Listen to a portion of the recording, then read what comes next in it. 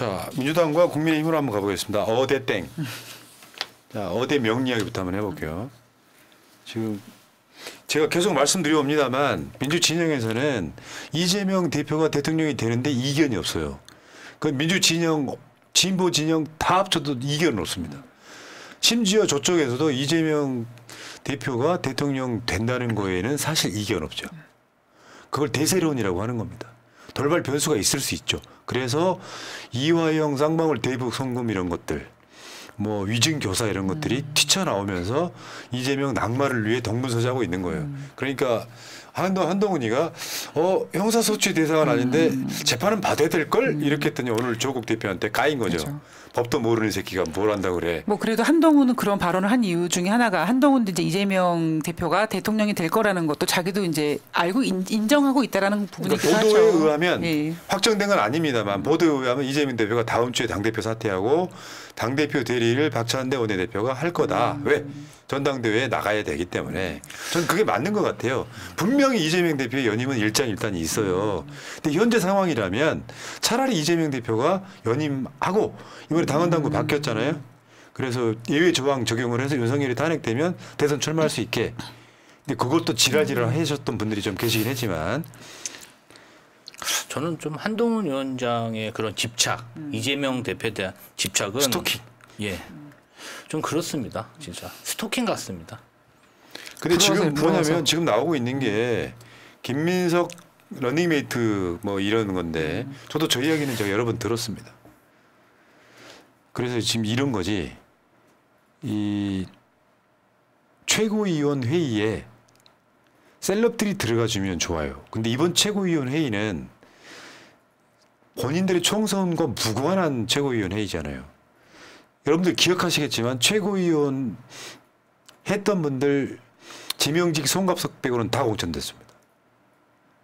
그런데 이번 지도부는 자기 총선을 하고 연관이 없고요. 이번 지도부는 지방선거랑 연관이 있습니다. 그렇죠. 그러면 최고위원들의 권한이 별로 없어요. 오히려 시도당 위원장들이 훨씬 더 많은 역할을 합니다. 네, 맞습니다. 예, 예. 그래서 최고위원 나가는 사람들 그중에 이제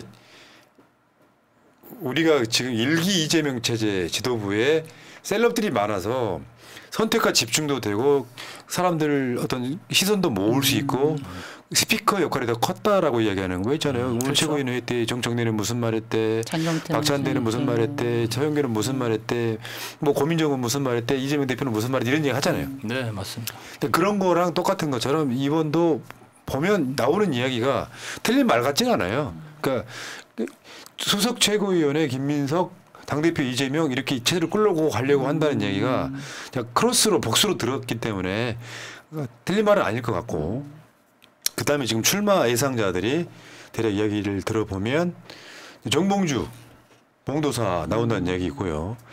다음에 그 강서에 그 여성 국회의원 계시죠. 갑자기 생각이 안 나네. 강선우. 다음에 민영배, 다음에 한준호. 댓글창에 한번 써줘보세요. 여러분들 알고 있는 지금 나가려고 지금 준비한다고 하시는 분들. 이분들도 다 셀럽들인데요. 그렇죠. 네. 그러니까 그렇게 해서 그 셀럽들이 지도부에 들어가주면 이런 게 있어. 지금은 아마 이재명 이 제재는 결국 여론전일 가능성이 높아서 그런 분들이 이제 지도부에 들어가서 총 5명 뽑죠. 선출직으로는. 네. 최고위원을. 네. 2명 지명 5명 뽑습니다. 예. 자, 이렇게 될 것 같고요. 자, 어제 이재명 대표가 말했던 단통법 폐지도 좀 이야기해봐야 됩니다. 단통법 폐지는 윤석열 대선 공약이기도 합니다. 근데 안 합니다. 안 하죠. 어제 이재명 대표가 그랬죠. 그 가족당 통신비가 5만 원 정도, 14만 원, 15만 원 정도 한다고. 원래 단통법이 취지는 되게 좋았었거든요. 이동통신사의 단말기 보조금 지급을 투명하게 공시해서 차별 없이 동일한 금액의 보조금을 받을 수 있게 돕자 이렇게 됐는데 나중에 이런 게 있어요. 통신사들 우리가 길거리 지나가다가 들어가가지고 그 핸드폰 하나 하잖아요. 그러면 이게 할부가 끝날 때까지 또는 이 사람이 약정이 끝날 때까지 그 회사 그 대리점으로 지급되는 비용들이 꽤 돼요. 근데 그렇다 보니까 이게 한 100명, 200명, 몇백 명만 자기가 이렇게 유치를 하잖아요. 네. 그러면 계속 나오는 거예요. 약간 무슨 연금 받는 것처럼. 근데 이걸 악용해가지고 실제로는 올라버렸다. 온갖 옵션들이 되게 많이 걸려 있잖아요. 그렇죠. 그리고 또 뭐 가족끼리 묶고 뭐 가족 묶고 결합. 해가지고 또 해가지고. 근데 이 통신비가 너무 비싸다는 거죠. 비싸죠. 그 윤석열이 너는 대선 공약했는데 왜 이거 지금 폐지 안 하냐 뭐 그런 얘기입니다. 이재명 대표님이 이런 피부에 와닿는 정책에 굉장히 관심이 많으십니다. 자, 그 다음에 주사일제 이야기도 나오고. 이제 그러니까 윤석열이가 지금 국가 비상사태 그러면서 저출산. 아버지들을 뭐 그 절반을 휴가 보내겠다 그랬는데 사실 그거 안 보내도요. 주 4일제가 만약에 된다면요. 육아하는 도움 되죠. 그렇죠. 주 4일제가 된다면. 일을 빡시게 하는 게 중요한 게 아니라 현재 법정 노동시간 주 40시간에서 한 35시간 정도만 줄여줘도요. 금요일 날 회사 안 나가요. 그러면 옛날 꼰대들 할아버지들이야 일 안 하고 논다고? 그런 시대가 아니잖아. 노동 집약적인 세상이 아니잖아요. 월화수목 빡세게 일해. 컴퓨터 앞에 앉아가지고 뭔가 좀 스마트하고 디지털한 일을 해. 물론 택배나 이런 분들은 그 시간에 쉬지는 못할 거예요. 직업군에 따라 다르겠지만 일반적으로 4일만 일하고 3일은 놀아. 사람이 일하려고 태어납니까? 물론 쉬려고 태어나는 건 아닌데 잘 쉬어야 일도 잘하죠.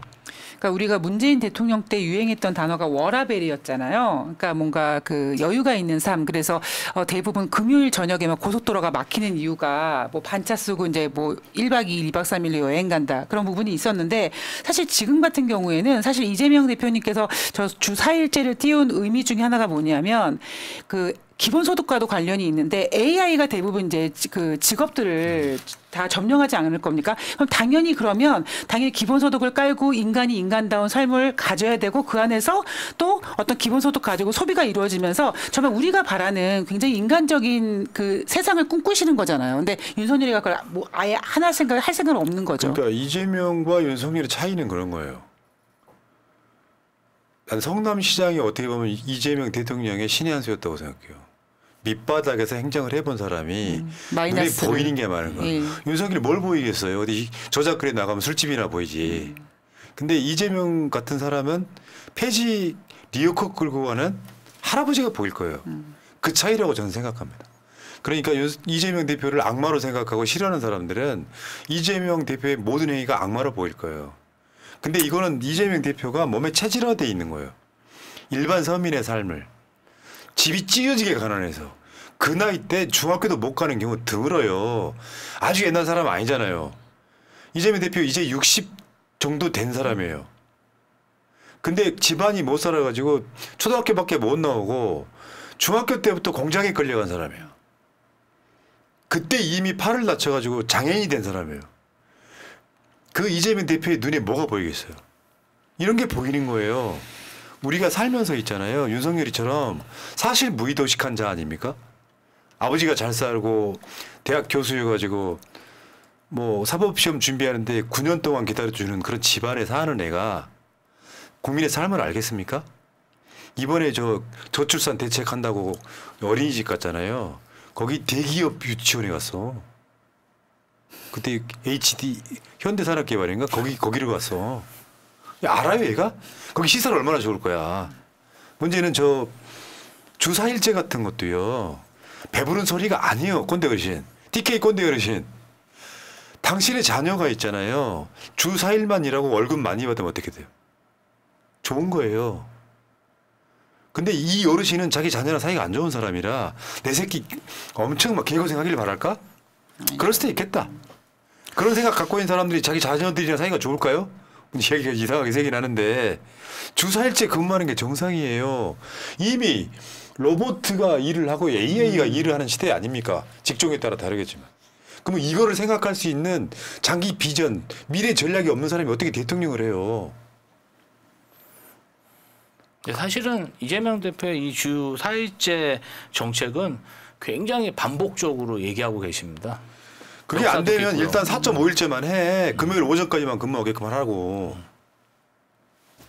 자, 어쨌든 이재명 대표는 사실상 당대표를 연임하더라도 단점도 분명히 있어요. 있는데 장점으로 보면 제대로 된 전면에 나서는 대통령 수업이에요. 지금이 하고 있는 모든 것들은 대통령으로 가는 지름길인데 돌발 변수가 생기죠. 이화영 재판 같은 거. 돌발 변수가 생기고 끊임없이 이재명 대표를 위해하기 위한 것들이 등장을 할 거예요. 법적으로, 물리적으로. 잘 지켜내야 된다. 그러니까 나경원도 뭐 이재명 대표가 뭐 여의도 대통령이다 이런 표현을 쓰지 않았었습니까? 그것처럼 지금 이재명 대표는 민주당, 더불어민주당의 당대표지만 국민들은요, 진짜 이재명이 대통령에서 나라를 운영하고 있다라고 생각할 정도로 전면전에서 계속 해 주시기를 바라는 국민들이 많은 거죠. 예. 자, 그 다음에 국민의힘에서는 오늘 한동훈이가 출마 선언을 했습니다. 거기는 어대한이라며. 어대한. 오늘 출마 선언을 했는데 저거 어디 너무 웃겨. 이번엔 잘할 수 있습니다. 야, 너 사퇴한 지 2달도 안 됐어. 2달밖에 안 됐다고. 사퇴한 지 2달 조금 넘었죠, 지금. 그러니까 이번엔 잘할 수 있어라는 저 말 속에 지난번에 총선이 자기 때문에 졌다라는 걸 일단 인정하는 거고. 그래서 여러분들 가발만 보여드려요. 뚜껑만. 뚜껑만 보여드려요. 근데 한동훈이 기억나는 건 뭐예요? 총선 때? 셀카.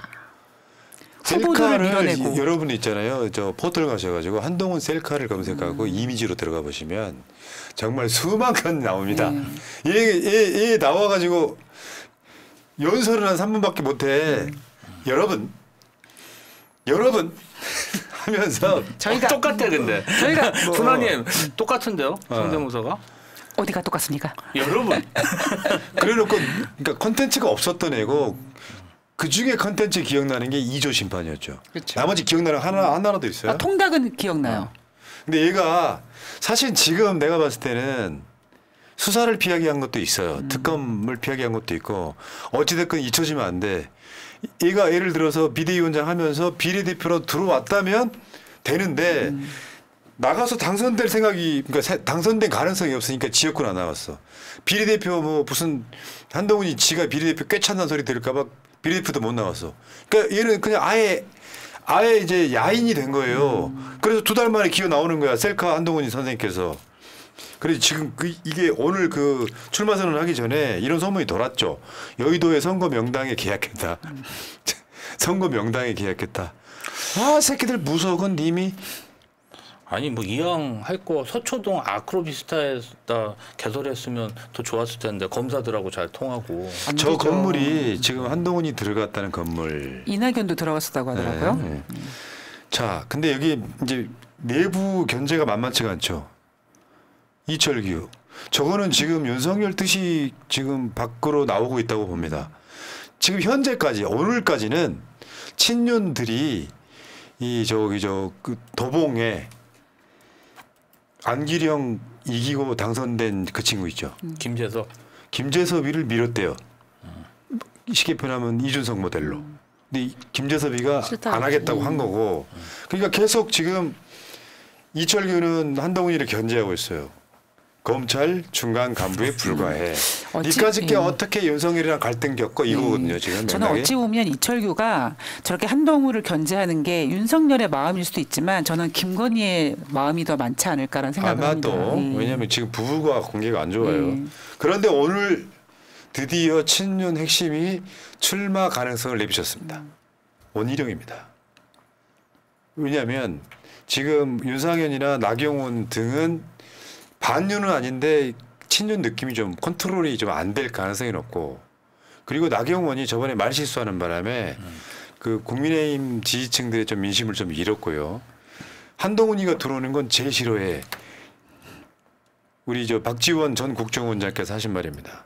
한동훈보다 어정쩡 친윤 나경원이 당대표로 유리하다. 그러니까 원희룡이가 출마하기 선언하기 전까지는 나경원이 제일 유리했다라고 보는 거고, 왜냐하면 대통령실이 집중적으로 견제를 하기 때문에 그렇습니다. 그러니까 한동훈이도 만만치는 않아요. 왜냐하면 여론조사 때문에. 그렇죠.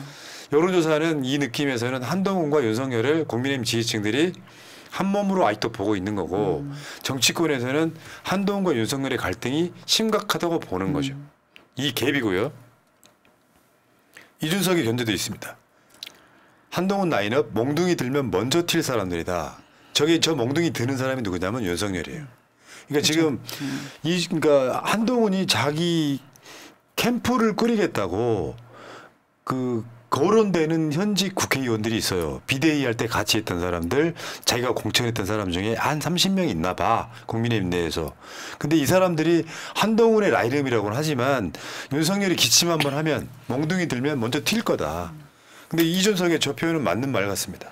틀린 말 아닐 것 같습니다. 그렇죠. 근데 재밌는 보도가 하나 있었습니다.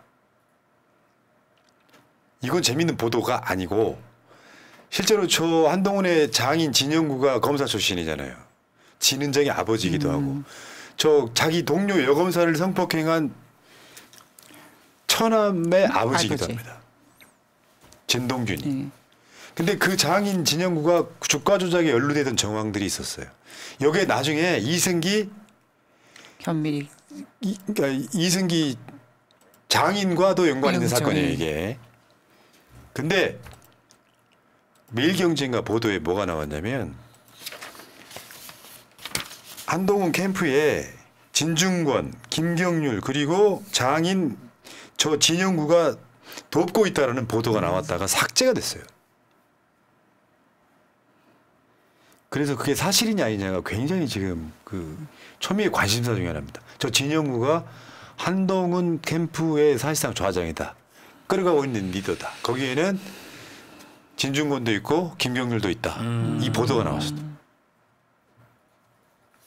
그리고 오늘 한동훈 딸 논문 대필 의혹 재수사 여부가 오늘 결정되는 이 결정이 어떻게 났는지 모르겠습니다만 방송 끝난 후에 올라오면 텔레그램 새날 정보방에 계속 올려드리도록 하겠습니다.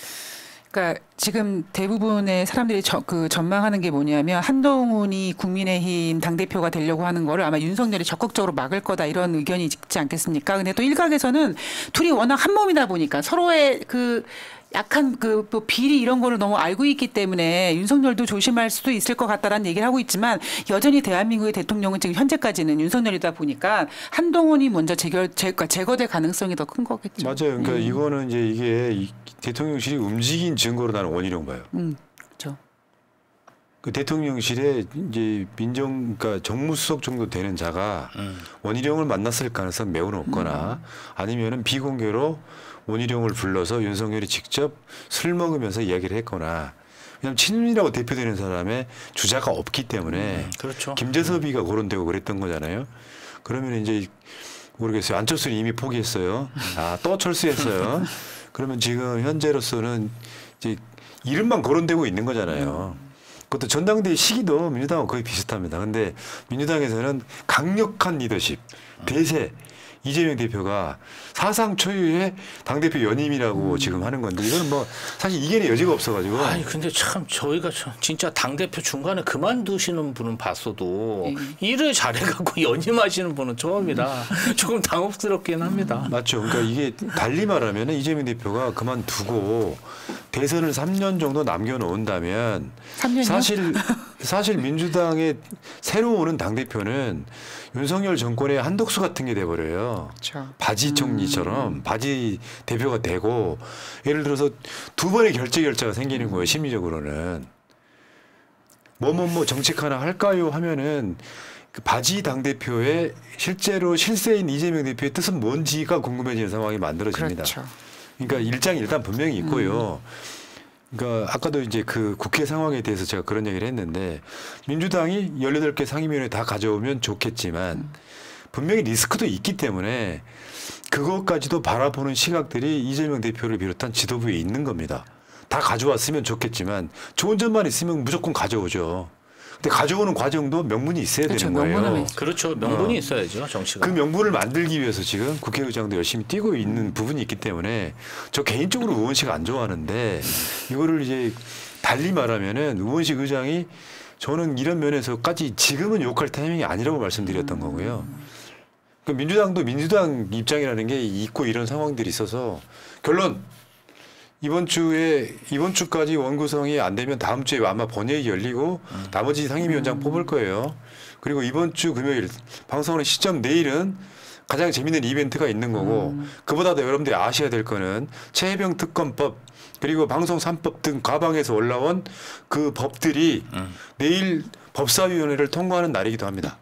그 내일은 완전히 슈퍼 프라이데이. 그렇죠. 내일 진짜 빅 이벤트가 열리네요. 네. 기대됩니다. 그러니까 이재명 당대표 연임에 대해서 사실 초반에 이런 얘기 나왔을 때 약간 의견이 갈렸잖아요. 연임을 해야 된다 아니면 대선을 준비하셔야 된다 뭐 이렇게 약간 의견이 남았는데 그러니까 지금 저는 그냥 이재명 대표님은 지금 완전히 그냥 핵이다. 가장 중점에서 그냥 싸워주셔야 되고 계속 이렇게 해주셔야 되고 지금 우리가 해줄 수 있는 유일한 방법은 우원식 국회의장을 비롯해서 이재명 대표를 비롯해서 민주당을 열심히 응원해 주는 게 가장 우리가 할 수 있는 유일한 방법이라는 생각밖에 안 됩니다. 근데 국가가 너무 혼란스러운 것 같아요, 진짜. 국가가 있나요 지금? 지금 뭐 이게 막 무슨 이상한 뭐 석유 얘기하고 뭐 지금 진짜 우리나라가 어쩌다 이렇게 되는지 모르겠습니다. 제일 위험한 게 뭔지 아십니까? 그런 무능과 부패에 만성이 되는 게 제일 위험한 거예요. 윤석열이니까 당연하고 받아들이면 안 되죠. 아까 TK 거했던 이유가 그런 거예요. 윤석열을 TK에서만 지지 안 하면 지금 지지율이 15%도 안 나와요.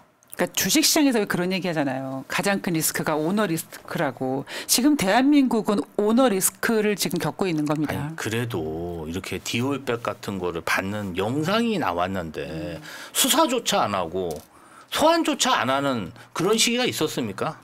외국인이 줘서 받아도 된대잖아요. 저는 너무 황당합니다, 진짜. 자, 여기까지 하시고요. 젤라젤라님, 선플라워님, 새날 구독자 100만 축하드리고요. 모질이 대통령 때문에 속 터지는데 탄핵으로 속을 풀어보아요 하셨고요. 지미정님, 민주과에 오신 것을 환영합니다. 땡큐, 고맙습니다. 자, 오늘 방송은 여기까지 마치고 내일을 위해서 내일 새날도 법사위 중계를 하겠습니다. 산삼 침향향 네. 먹고 오셔야 될 것 같아요. 내일을 위해서 오늘은 목욕 재개하고 기도에 들어가도록 하겠습니다.